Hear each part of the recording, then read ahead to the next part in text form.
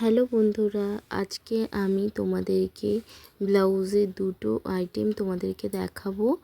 এক হচ্ছে ব্লাউজে এই যে কুঁচো কাপড় দিয়ে ব্লাউজের পেছন দিকে পিঠে যে বোতামগুলো তৈরি করা হয়, কাপড়ের বোতাম তৈরি করা, আর একটা নিউ ডিজাইনের লটকান তৈরি করা তোমাদেরকে দেখাবো। তো চলো প্রথমে ভিডিওটা শুরু করি আর তোমরা ভিডিওটা দেখতে থাকো। তো প্রথমে আমি কিছু কাপড়ের টুকরো কুচিয়ে নিয়েছি। কুচিয়ে নিয়ে ওগুলো তুলোর মতো ছিঁড়ে ছিঁড়ে নিয়েছি। নেওয়ার পরে যেই কাপড়ের ওপরে বোতামটা তৈরি করব, সেই কাপড়ের একটা ছিটের মধ্যে আমি কুচোগুলোকে দিয়ে দিয়েছি। দিয়ে একটা সুতোর মাধ্যমে আমি এটাকে লক করে দেব। তার আগে বোতামটাকে একটুখানি সেট করে নেব, কেননা পুরো রাউন্ড শেপ যতক্ষণ না আসবে ততক্ষণ কিন্তু তোমরা ওই কাপড়টাকে ভেতরের কাপড়গুলোকে ঠিকঠাক করে নেবে, ঠিক আছে। আর এবারে আমি একটা সুতোর সাহায্যে এটাকে গিট বেঁধে নেব, তারপর বাড়তি অংশটা কেটে নেব। তো এইভাবে আমি কিছু বোতাম বানাই। আর তার মধ্যে যদি কাঠের বোতাম থাকে তো আমি কাপড়ের ভেতরে কাঠের বোতাম লাগিয়েও করে থাকি। তো দুটোই আমি করে থাকি। তো আজকে তোমাদেরকে কাপড় কুচো টুকরো কাপড় দিয়ে বানানোটা দেখিয়ে দিলাম। তো আমার এখানে দুটো বোতাম রেডি হয়ে গেছে। তো পিঠের ঠিক এই জায়গাটাতে আমি লাগাবো। এটা তোমরা গ্লুর সাহায্যেও লাগাতে পারো কিংবা সুতোর সাহায্যেও লাগিয়ে নিতে পারো, ঠিক আছে। তো আমি ওইটা হাতের সাহায্যে লাগাবো।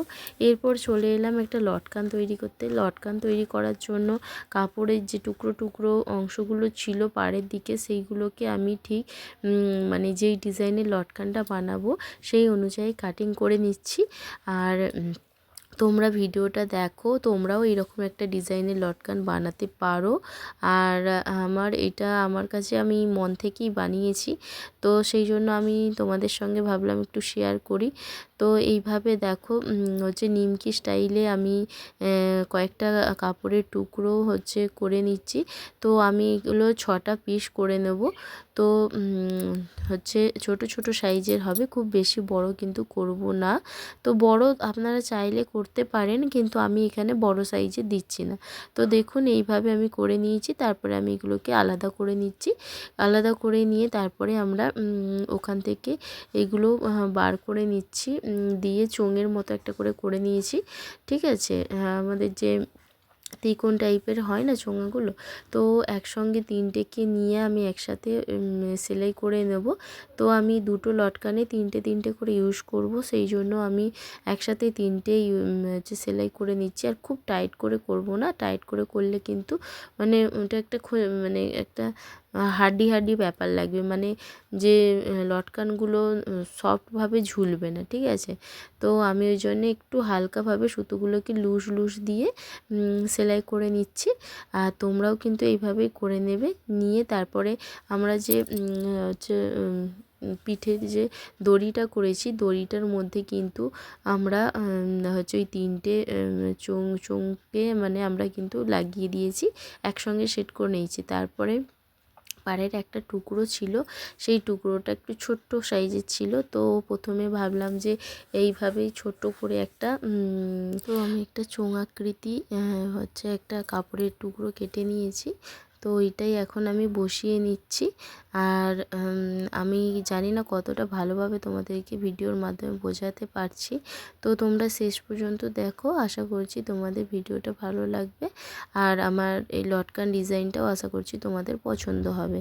তো দেখো আমি এরকমভাবে বানিয়ে নিয়েছি। তো আর একটা টুকরো ছিল, তো ভাবলাম কি করা যায়, তো ওই টুকরোটা দিয়ে তো ওইটাও একটুখানি নিমকি স্টাইলে কেটে, আমরা সাধারণত যে ধরনের লটকানগুলো করে থাকি সেই রকমই একটা পান শেপের মতো ওরকম একটা করে রাখছি, এর উপরে দিয়ে দেবো বলে, ঠিক আছে।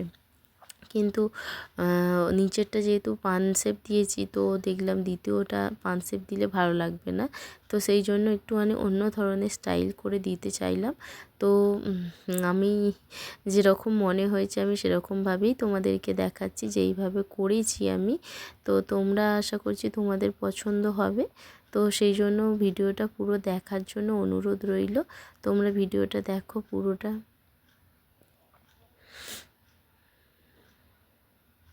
তো দেখো আমার এখানে এটা সেলাই করে নিয়েছি। তা এরপরে এটাকে আমি ঠিকঠাক সাইজ মতো করে দিচ্ছি। তো এটা একটু অন্য ধরনের, তো জানি না এটাকে কি বলবো, মানে আগেরটা তো চোঙাকৃতি ছিল একটু পানের মতো, তো সেই জন্য ওইটা বলছিলাম। তো এইটাকে কি বলবো আমি ঠিক বুঝতে পারছি না ডিজাইনটাকে। তো তোমরা যদি কেউ কিছু বলে থাকো আমাকে অবশ্যই কমেন্ট করে জানাবে যে এটাকে কি বলে, কি কাটিং বলে। তো আমার বেশ পছন্দ হয়েছে লটকানটা। তো তোমাদের কার কার পছন্দ হয়েছে অবশ্যই জানাবে। আর এই যে এখানে দেখো ব্লাউজটা নিয়ে চলে এসেছি। তো ব্লাউজের পিঠটা এই রকম ছিল। তো ভিডিওটা